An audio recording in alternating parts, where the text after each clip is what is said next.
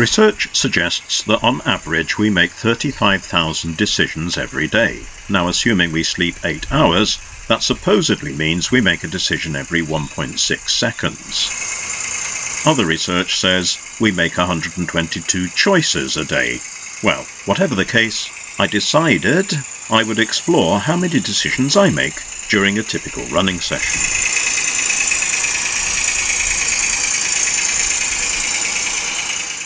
My first choice is whether or not to actually run trains. I need at least 3 days of decent weather for a full running session, so I'm constantly checking weather forecasts for when or maybe if that might happen. I then have to decide whether to cut the hedges behind the railway. The longer I leave it, the worse it gets. On this occasion, I decided to give them a trim, and then decided I would use the garden vac to remove all traces of debris from the tracks. The next decision is whether to deploy all the buildings. Around 2/3 of my buildings are stored inside to preserve them from the ravages of the weather and to avoid having to repaint them every 3 or 4 years. As I was doing a full operating session, I decided to put out all the buildings. The next job is to remove all the rolling stock I will need from the storage sidings. Do I take out all the stock, that's around 70 items, or just a handful? Again, as I was running a full session, I decided to take everything out from storage. In addition to the good stock, I have 3 rakes of passenger coaches. Which rake will I use? My ex-Bachmann Jackson Sharp coaches, which I've bashed to resemble Leaken manifold saloons, are my most reliable runners, and so, as I wanted a fairly stress-free session, I decided to use these. I also have storage roads at the furthermost end of the line. This is where I store good stock which ended up at that end of the line at the end of the previous session, thus making redeployment quicker and easier. If I am continuing a full session from where I left off, I consult my wagon database and place them exactly where they were previously. However, my last couple of sessions didn't use my computerized freight manager, and so I decided for this session that I would deploy the wagons randomly and use a different form of semi-randomized freight management. My next choice is motive power. Which of my fleet of 30 locos will I use for this session? I try to give every loco an airing during the year, but inevitably I do have favourites, which seem to appear more frequently. This time I opted for 4 locos which I've not used recently, plus a couple of stalwarts. At last I was ready to run trains, but which should I run first? Almost always I start with the first down ore train of the day, to which is attached the workman's coach.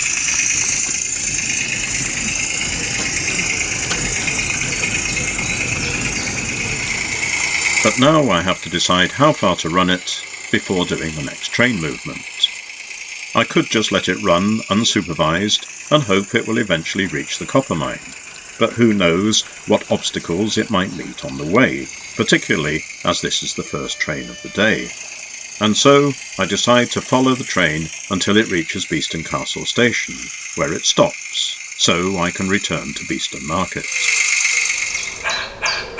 Having decided to place the train of full sandhoppers at the sand quarry, Bayer Peacock Loco No. 10 Tiverton is fired up and sent to the exchange sidings to retrieve the brake van. After running round, it departs to make its way down to the sand quarry.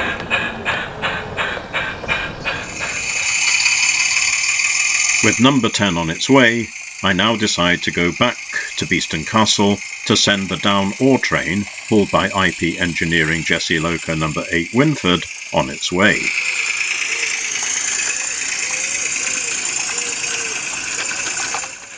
By coincidence, or maybe just a bit of manipulation of their relative speeds, as the ore train passes beneath Beeston Castle Station, Loco No. 10, with its brake van, passes overhead.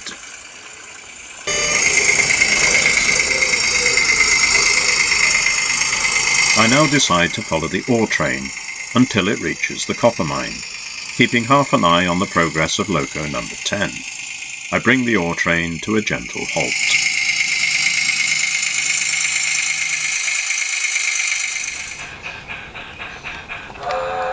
Meanwhile, number 10 has found its way with only a minor mishap to the sand quarry, so I stroll over to that and also bring it to a leisurely halt. I could have now returned to the copper mine to shunt the ore train, but I feel I need to get another train ready, and so I go to Beeston Market Station, where Bagnall Loco number 11 Ridley is taken from the shed to shunt the morning mixed. As I said earlier, rather than using my computerized freight management program for this session, I decided to use a weighted random list generator app on my phone to determine the fate of each wagon in the yard. A total of 11 wagons needed to be moved, and so I decided to attach the 2 destined for Peckforton to the morning mixed. One of the coaches needed to be removed from the train to ensure it would be short enough to fit the run-round loop at Peckforton, but which one? Rather than the break end, which would have been an easier shunt, I decided to put one of the opens on the Bay Platform Road. The morning mixed was now ready to depart.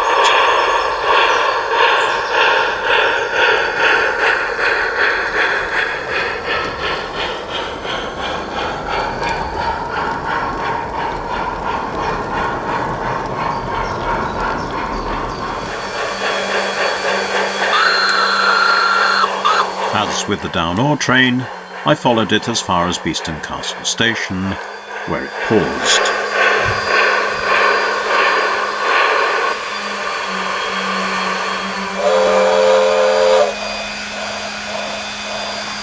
Rather than going across the garden to shunt the ore train, I decided to sort out the sand train, as the quarry is right next to Beeston Castle Station.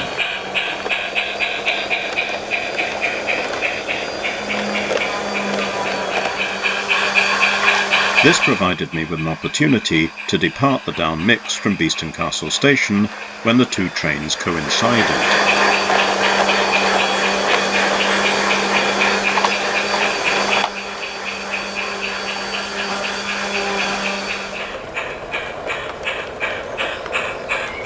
With both trains now in motion, I followed the sand train to Buckley Station, where it waited.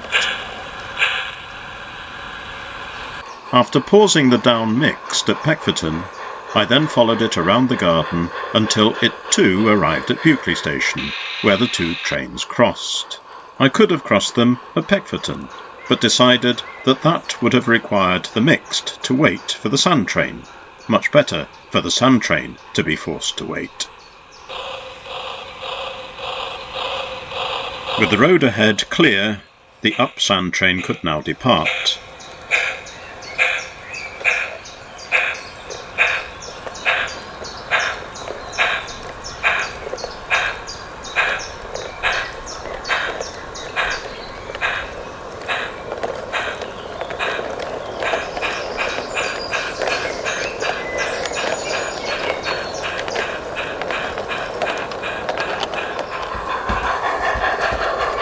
With the up sand train now on its way, the down mixed could proceed onwards to arrive at Peckforton Station, the line's furthermost terminus.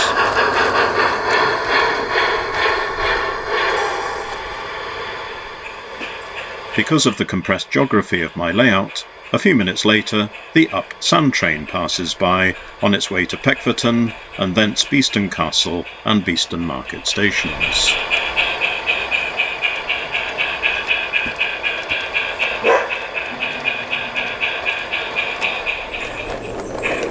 Leaving the mixed at Peckforton, I now follow the up sand to Peckforton, where it pauses for a while on the platform road. Of course, I haven't forgotten the ore train, so I now stroll over to the copper mine to engage in a few shunting manoeuvres.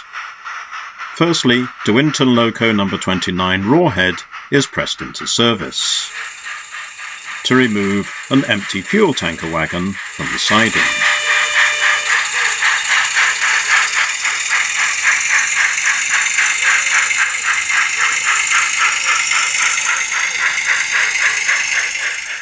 Meanwhile, loco number 8 has removed the brake van from the end of the train, so it can couple half of the loaded skip wagons on to the tanker wagon. The tanker, plus skips, is now coupled up to the rest of the skips, so the tanker is in the middle of the train.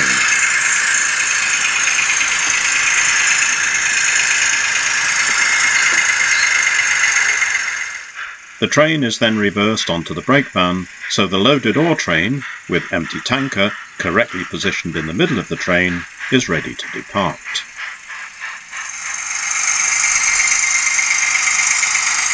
And so, with no further ado, the first loaded up ore train of the day leaves the copper mine.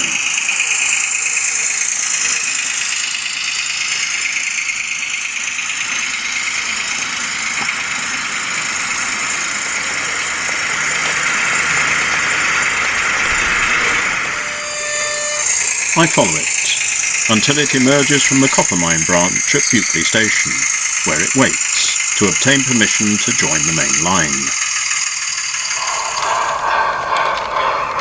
I decide that the passengers and crew at Peckforton Station have been waiting long enough, so, after shunting off 2 wagons and attaching a cattle wagon, the now up mixed departs.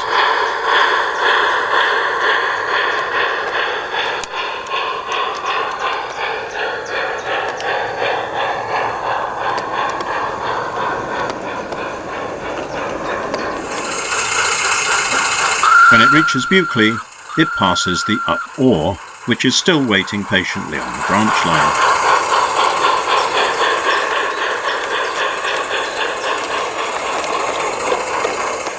Once the mixed has departed, I let it find its own way, so I can at last bring the up ore into Buckley Station, where it has to wait until the section ahead is cleared.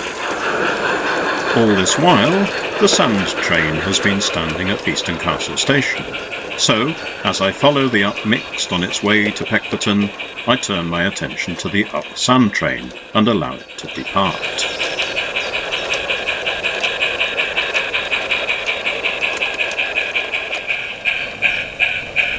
Following the up mixed, I stop it at Peckforton and go and check on the progress of the up sand train.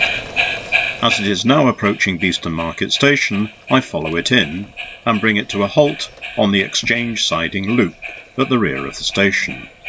I will then reverse it into the exchange siding after leaving the brake van on the spur siding.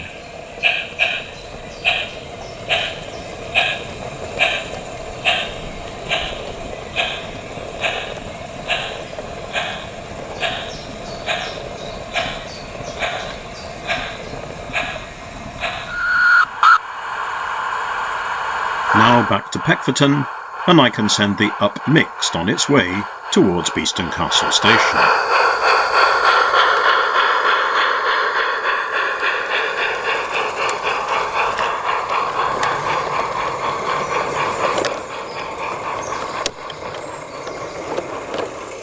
In the meantime, I depart the up ore from Buckley Station and adjust the speed of both trains so they can pass each other at Beeston Castle Station. As the mixed departs, the up ore passes below on its way to Peckforton. Leaving the ore to its own devices, I follow the up mixed to Beeston Market, where I bring it to a halt.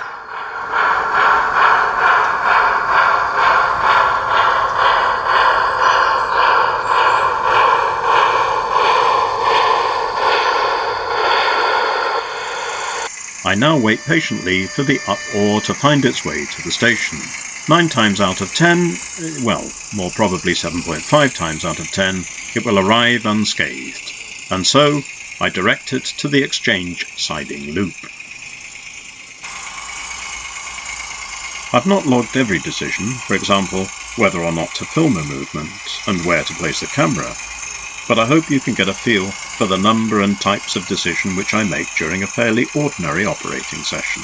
Now, let's get on with running the rest of today's services.